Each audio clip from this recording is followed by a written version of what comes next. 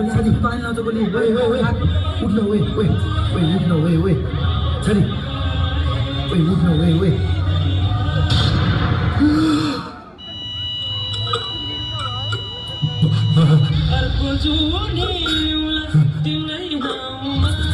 और अभी तो रुको, क्लाइमैक्स अभी बाकी है।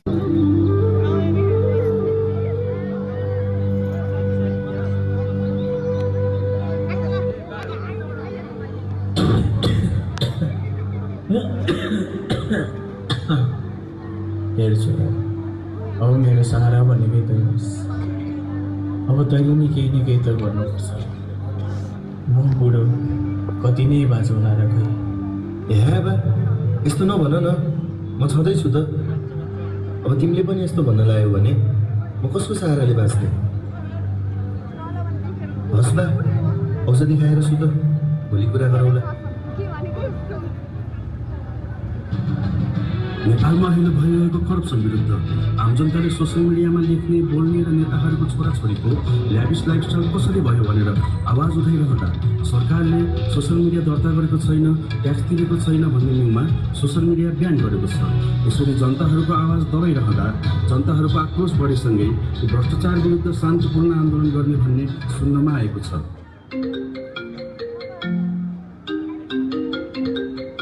हेलो हेलो ओए सुन्न यार, अब त यिनीहरूले हाम्रो बोल्ने आवाज पनि बन्द गरिदियो यार।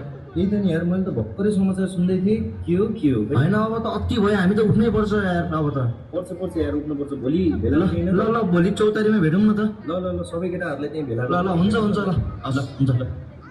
अर्को दिन बा ओ बा, यो म प्रोटेस्टमा जान लाग्यो है। होइन, तँलाई प्रोटेस्टमा चाहिँ किन जानु पर्यो नि? मार्छन् त्यहाँ। ए के गर्दैनन् कि? ए हेर, स्कुल ड्रेसमा जान लागेको पुलिसले पनि केही गर्न पाउँदैन अरे। ल बा, म गएँ है। भरे बेलुकासम्म आउँछु के? सुन्नु साथी हो, यहाँ सरकारवालाहरूले हाम्रो मुख टाल्ने काम भइरहेछ। अब हामी नउठेको उच्च र साथीहरू, हाम्रो आजको आन्दोलन चाहिँ एकदमै शान्तिपूर्ण गर्नुपर्छ है। र हाम्रो सुरु चाहिँ प्रशासन चौकबाट हुनेछ। त्यसैले कसैले त्यहाँ ढुङ्गा मुरा गर्ने, ढुङ्गा हान्ने काम चाहिँ नगर्नुहोस् है त।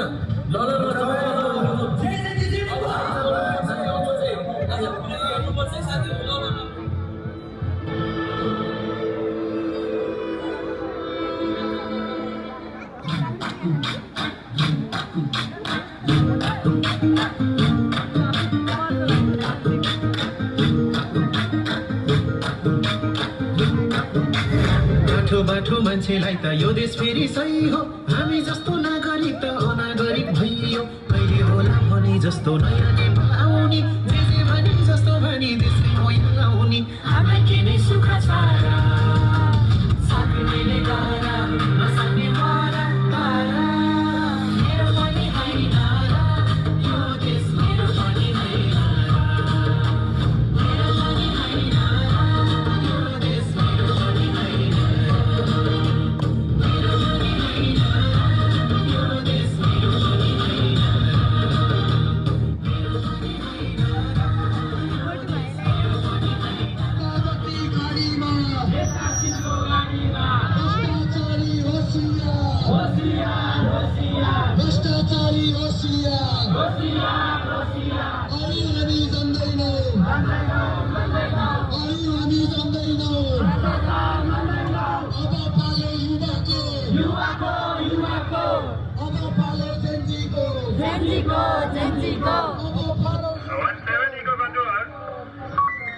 आन्दोलनकारीहरूले दबाब दिन थाल्यो भने रबर बुलेट युज गर्नु र आफू सुरक्षित हुनु।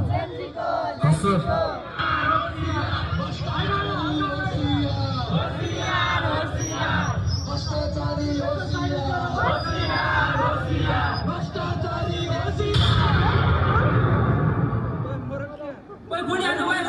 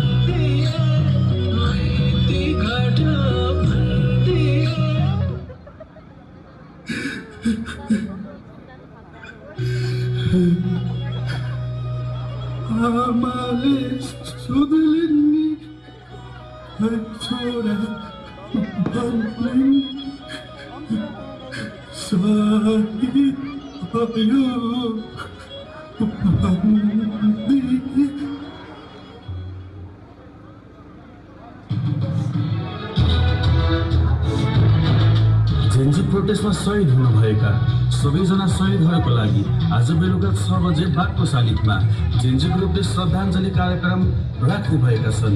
कृपया सबैजना उपस्थित भइदिनु होला र शहीदहरूको आत्माको चिर शान्तिको लागि कामना गरिदिनु होला।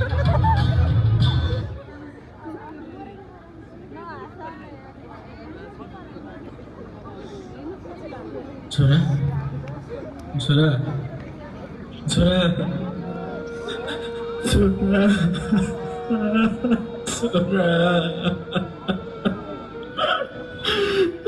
छोरा छोरा उठ्न छोरा छोरा उठ्न। दियो झै तिमी उज्यालो छरेर बा आमा रोए नि आफ्नो सहारा जलेर।